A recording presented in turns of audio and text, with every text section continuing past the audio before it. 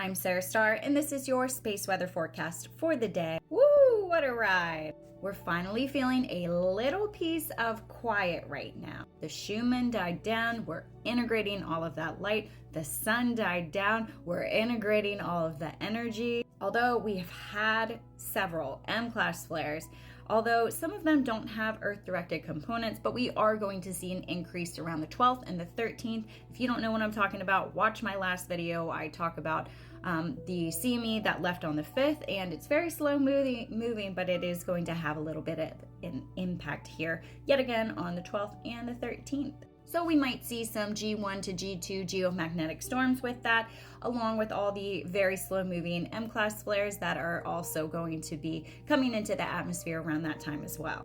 But the moon is still in Libra, and it's helping us seek a lot of this balance and a lot of this alignment. We're trying to find peace within ourselves, and then we're trying to find peace within the interactions that we have with others. So we might experience some extreme emotions today, but that's okay, because this is going to help you find that middle ground that you're looking for. And we're also doing a lot of processing with that. But we have some positive aspects that are creeping up on us. So this is going to help us open up because we're a little bit eager to go into that growth, into that healing. We're trying to speed the process up. And now we're finding a new sense in our purpose and in our mission that we can finally start mapping out for this new direction that we want to head in, especially with the new moon and with the new year. So big picture thinking really helps manifest this and helps you put together this plan. But today is a better mood. Today is the right mood right now. So if you want to push your boundaries, if you're confident in what you want to do, this is going to help you today align with those goals. But let's check out the sun. So those solar winds finally died down. We were up around higher than 600 kilometers per second. We are now at KP1 levels, and we're expected to stay a little bit low for the whole week.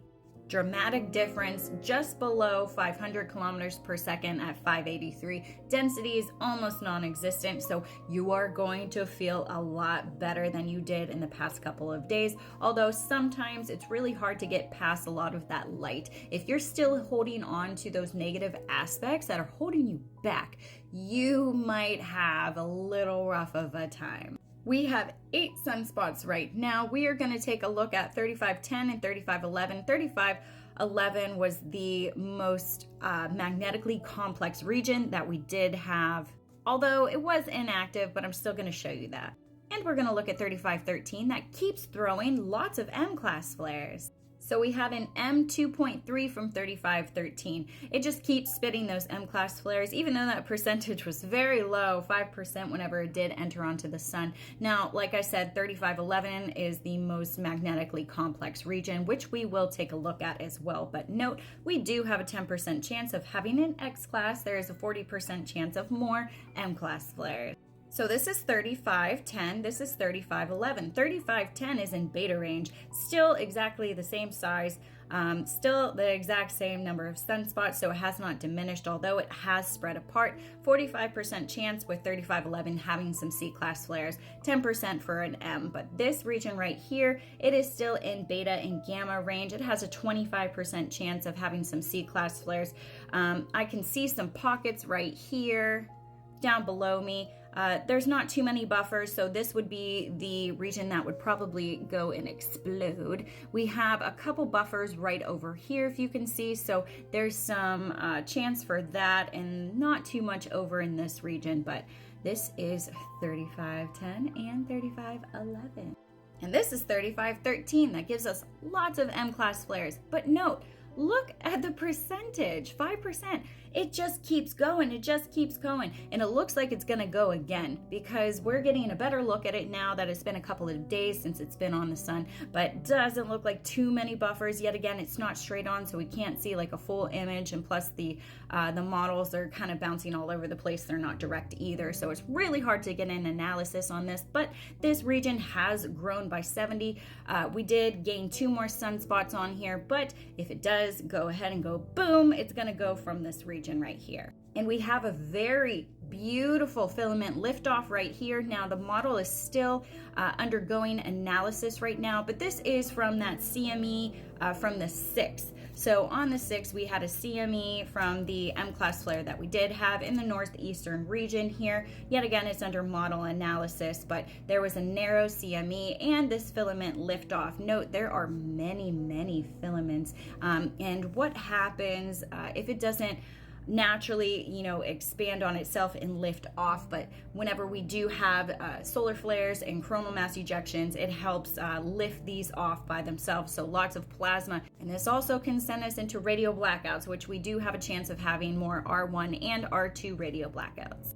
But here's that narrow CME. So we had this later in the day, early in the morning. So we had a small partial halo CME. It is very slow moving yet again. All of these CMEs seem to be very slow moving. Plus, we don't have the coronal hole anymore. Actually, we have the tiniest little coronal hole. But this is the bulk of the plasma right here, so it's below 500 kilometers per second, so it won't have so much of an impact. But yet again, we do have multiple M-class flares that are heading our way around the 12th and the 13th.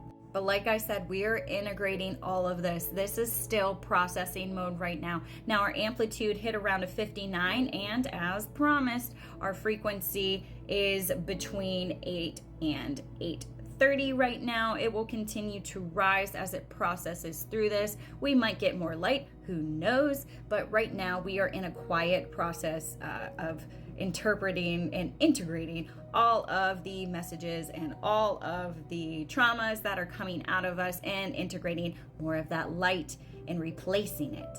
But I want you to see this beautiful photo of the sun. This is by Simon. Now you can see some of the sunspot regions here, 3510, 3511, but beautiful. Look at all of the texture here. So much plasma. Remember, the plasma is this portal system, so all high vibrational frequency, all source energy, lots of filaments, by the way, if you notice on the outside of the sun. So yet again, we are going to watch all of this for filament eruptions. So how are you integrating all of this? What are you expelling from your life? Because yet again, today is a good day to have your plans push forward, because we're setting into a new mood. Everything's lifting a little bit and you're gaining a little more clarity. But we do have the full moon coming up, so definitely take part in what you are trying to shed. This is a big deal because we are heading into this new year, into 2024, and we all know what that means. 2024 is going to be intense. We're leading up to that. So what we need to do right now, which is very crucial, is try to get rid of as much shit as possible, because we really need to be aligned for this new year. Like, just period. I feel like it's a requirement. They're yelling at me, you have to do this, you have to do this. And I'm like, okay. So how are you feeling? Were your ascension symptoms a lot higher, especially with the integrating of all of that light on the Schumann? How did you feel with the geomagnetic storm built on top of that? I'm Sarah Starr, and this is your space weather forecast for the day. Love ya!